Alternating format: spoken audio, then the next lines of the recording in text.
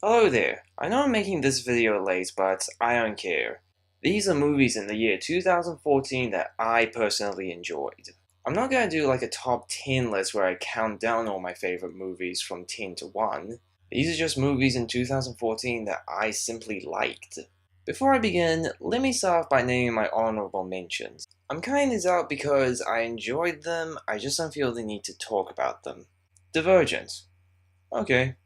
The Amazing Spider-Man 2. Guilty Pleasure. The Congress. Weird. Jack Ryan Shadow Recruit. Not bad. Alright, let's get on with it. Dawn of the Planet of the Apes. It presents this interesting idea that two forces can go head to head in an all-out war because of how fragile peace is. Because of this, it does take a little while for it to get to the action, but when it does get to the action, it's really friggin' good. Dawn of the Planet of the Apes is one of my favorite movies of 2014. Next up is What We Do in the Shadows. This did a much better job of putting me in a vampire mood than most other vampire movies. It makes fun of every single little thing vampire related, no stone unturned. But then it goes beyond that and creates this great story with lots of good characters and lots of good twists. It's funny, it's filled with charm and character, and it's an overall good bloody time. Next on my list is Guardians of the Galaxy. This is a movie that just plain earns its cheese factor. The characters are great, the dialogue is funny, the action scenes are a ton of fun, but for me, it's the first movie in ages that felt like pure science fiction. We've had lots of science fiction movies over the years, but this one just felt like it embraced the fun factor a bit more. It completely swam in its own ridiculous universe and just created this great, entertaining movie. Guardians kicks ass, what more do you need? And next we have How to Train Your Dragon 2. This is how you do a sequel. You take a story that was already established in the first movie and you continue it. It manages to feel very adult with themes like responsibility, reunion, and loss, whilst also still feeling like a fun kids movie. It was also the best 3D movie I saw this year. The way it was filmed made it feel like an experience. Good movie, good sequel, what more do you need? Next is the Lego Movie. I love how this movie tries to inspire people to be more creative.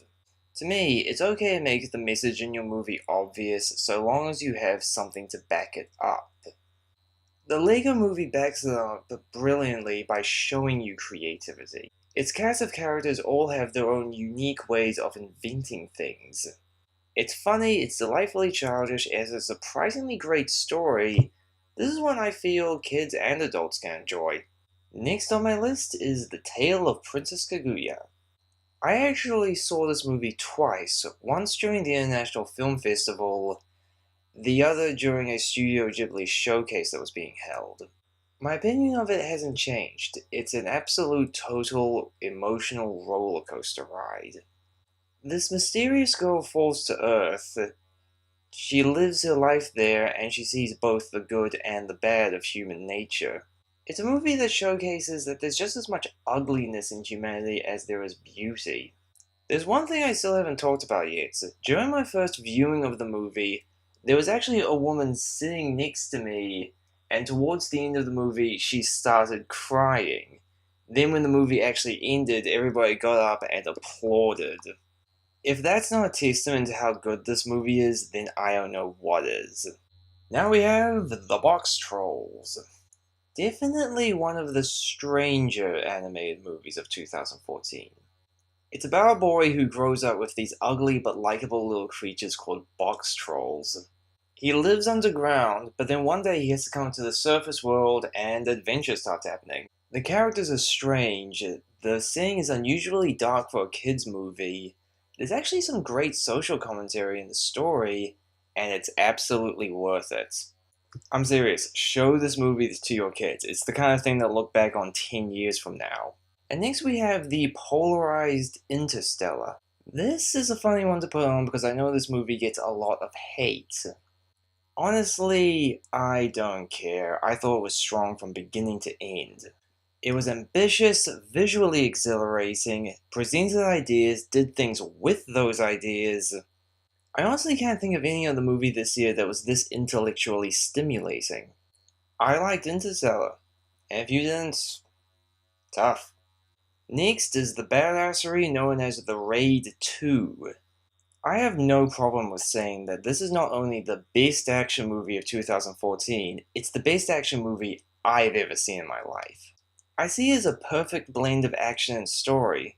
The story has memorable characters, and the action scenes are insane.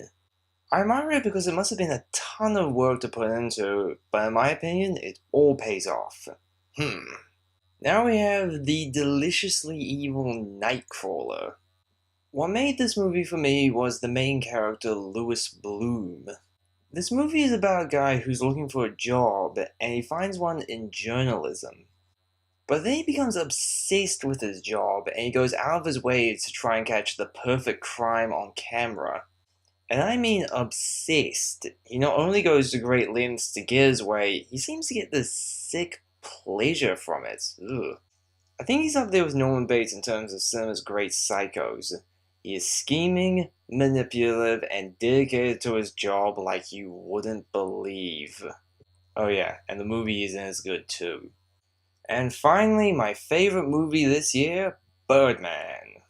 You know, it's funny, I thought The Raid 2 or Dawn of the Planet of the Apes were going to be my favorite movies of 2014, but after seeing Birdman, I'm still speechless. It's like, I love this movie, I'm just not entirely sure why yet. Making the video review was challenging for me because at first, I honestly didn't know what to say. I'm actually amazed that I even got a review out at all, and I mean when I said in it, I want to watch this movie again.